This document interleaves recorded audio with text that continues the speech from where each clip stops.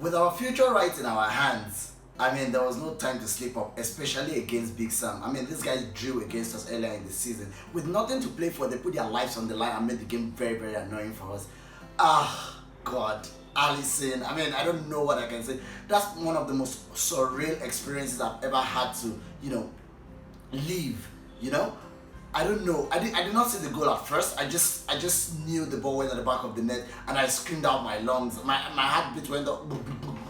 I threw away my phones. I didn't know what to do. It was a very, very, very scintillating moment for Liverpool and all of the fans in general. God. Anyways, guys, thank you so much for switching on for today's episode of my Liverpool games. You guys hear much about it in my reaction. Stay tuned, guys. Now the lineup.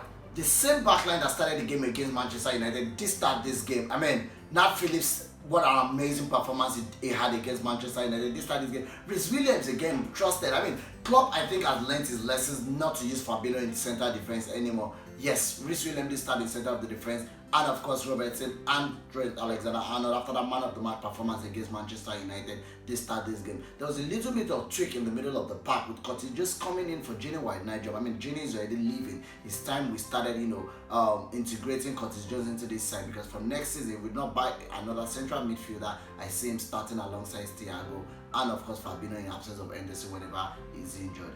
And in front three, Jota was nowhere to be found in the first 11 and of course on the bench because he got injured. I don't know how, or the extent of the injury is, but hopefully it's not out for too long. He was replaced by Sadio Mane, of course, who had that disrespectful moment with Klopp at the end of the game against Manchester United. What do you expect from the game? I mean, we are playing against Big Sam at their stadium.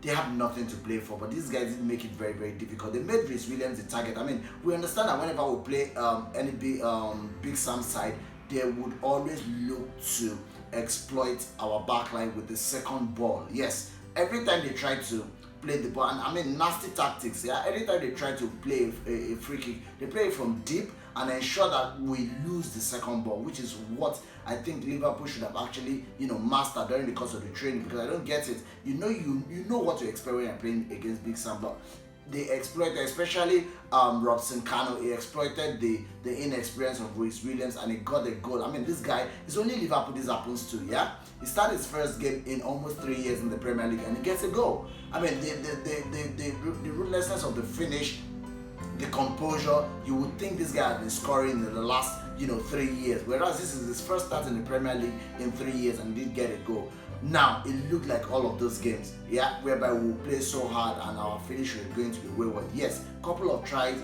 I mean, how would Firmino hit the bar from there? I really don't get it. But our equalizer came through, who else? Legendary Mohamed Salah. This guy scored his 22nd goal and his 31st goal of the season. His 22nd goal in the league and his 31st goal of the season. After that, misplaced pass from Sadio Mane, who of course started a run initially.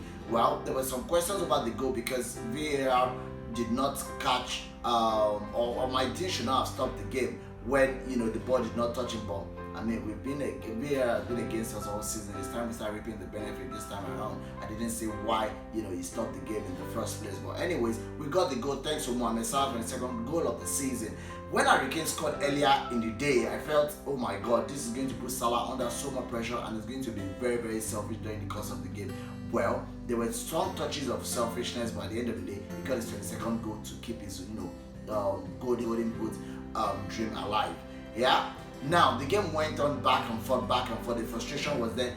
Westbrom, of course, got a second goal, but it was ruled out for obstruction. Robson-Kanu again in the heart of it, supposedly obstructing Alisson, and they ruled their goal out. I did not know why they ruled out that goal, but at the end of the day, they said VAR was working in our favor this time around after punishing us throughout the season.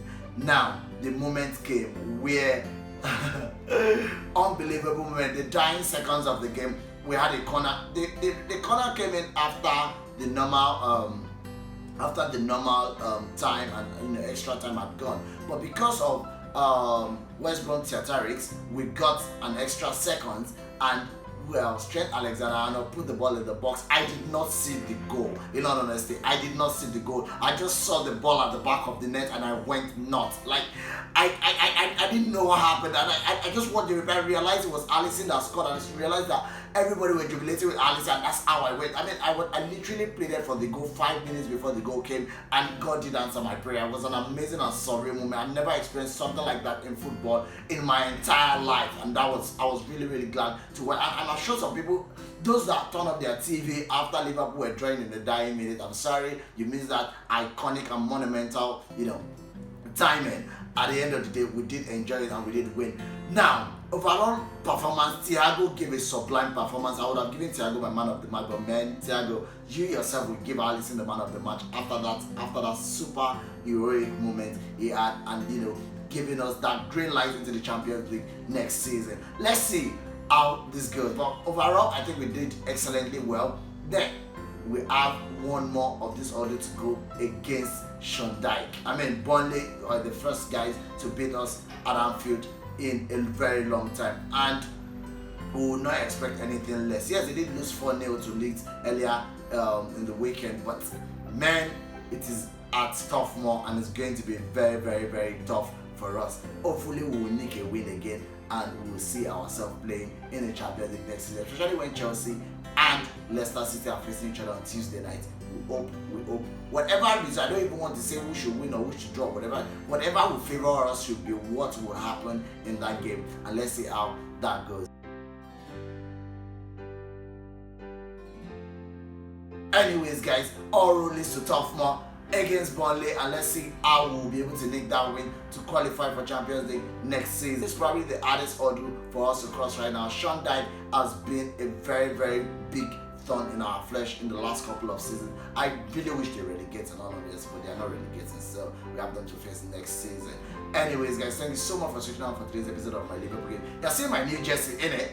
I know you love it. Anyways, this is another birthday gift again that came in for me during the course of my birthday last week, and again it was gotten from at Oli Papa store. Thank you for the person that got me the gift. It doesn't like to be mentioned, of course, but thank you. You can watch this right now. Thank you for my gift. You know how much I love Liverpool, and you guys got me the jersey. I really, really appreciate it. The Oli Papa, guys, check out Oli Papa on Twitter and on Instagram. Guys, don't forget, once you mention that you are from my day, you get a gist. Anyways, guys, thank you so much for switching on for today's episode of my Liverpool games.